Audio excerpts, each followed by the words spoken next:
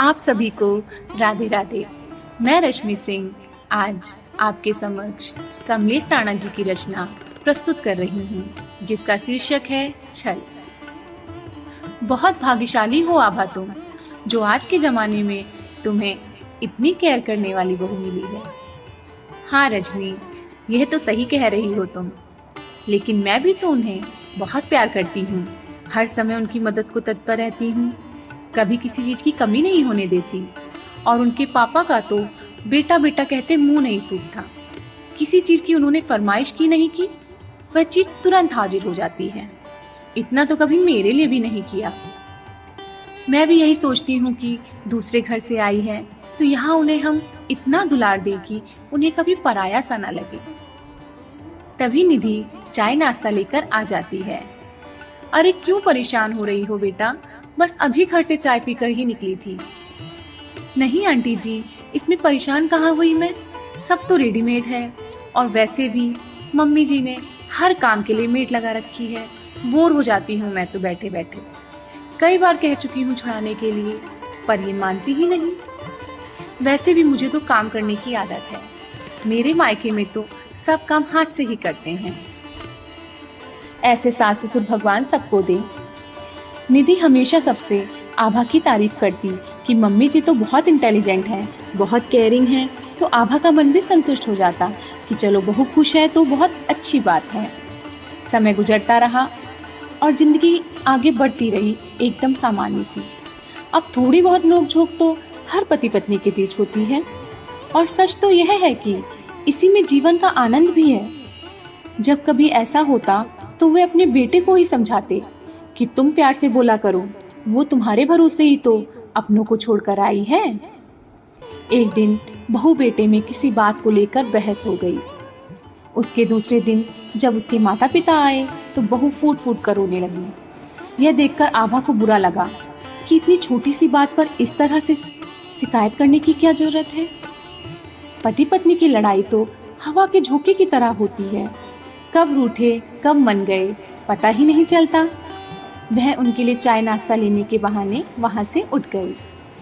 थोड़ी देर बाद जब वह ट्रे लेकर वापस आई तो बहू के शब्द उसके कानों में पिघले शीशे की तरह पड़े। वह अपने माँ बाप से कह रही थी, ये जैसी दिखती हैं वैसी है नहीं, इन्होंने मेरा जीना हराम कर रखा है। हर समय अपने बेटे को मेरे खिलाफ भड़काती रहती है।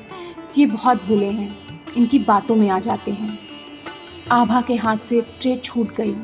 उसे ऐसा लगा जैसे किसी ने भरे बाजार में उसे लूट लिया हो। तो क्या तुम्हारा प्रेम और इज्जत सब दिखावा था? इतना बड़ा झूठ तुम कैसे बोल सकती हो? बहू, क्या मुझे अपने बेटे का बसा घर अच्छा नहीं लगता?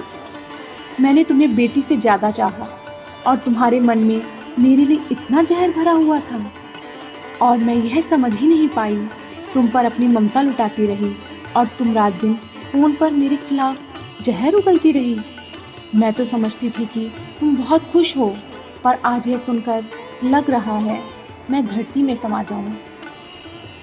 इतनी दोहरी मानसिकता मैं तो कभी सोच भी नहीं सकती। अरे इसे कोई शिकायत थी तो मुझसे कहती ना। मेरे सारे किए कराए पर पानी फेर दिया इसने। पर आज के बाद एक बात तो पक्की है कि जो प्यार हमने इस पर लुटाया है वह इसे कभी नहीं मिलेगा। आगे जाकर इसे पता चलेगा कि इसने अपने हाथों से अपने पैरों पर कुल्हाड़ी मार ली। कहती हुई आभा अपने कमरे में आकर फूट फूट कर रोने लगी। इस बात ने उसके दिल को तार तार कर दिया था। वह समझ नहीं पा रही थी कि गलती कहाँ हुई। क्या बहू कभी सास को माँ मानती ही नहीं? चाहे वह कुछ भी कर ले, उसके लिए माँ ही माँ रहती है। फिर चाहे वह कितनी भी डांट लगाए या अभावों में पाले, तो फिर क्या क्रूर सास बनना ही ठीक है, जिसकी छवि बच्चे के मन में बचपन से बिठाई जाती है? क्या सिर्फ इसलिए वह ममतामयी सास के रूप को स्वीकार नहीं कर पाती और उसकी अच्छाई में भी बुराई नजर आती है? आभा को लग रहा था कि काश गुजरा ज़माना लौट आए और जो प्यार उसने अपनी बहू को दिया है वह उसे वापस ले ले। इतने के बाद इस तरह से बदनाम किया जाना उसे बहुत कष्ट दे रहा था, और उससे भी ज़्यादा कष्टकारी था बहू का प्यार और सम्मान का दिखावा करना। इतना छल, वह भी परिवार में, बहुत असहनीय है। इसका दर्द वही जान सकता है जिसने सहा हो। लेकिन निधि उस समय नहीं समझ पा रही थी कि जो बीज उसने बो दिए थे वो उसके जीवन से उस प्यार को सोख लेंगे जो उसे अब तक मिलता आया था। आशा करती हूँ आप लोगों को रचना पसंद आई हो। पसंद आने पर लाइक, शेयर और कमेंट करना ना भूलें। धन्यवाद। आपका दिन मंगलमय हो।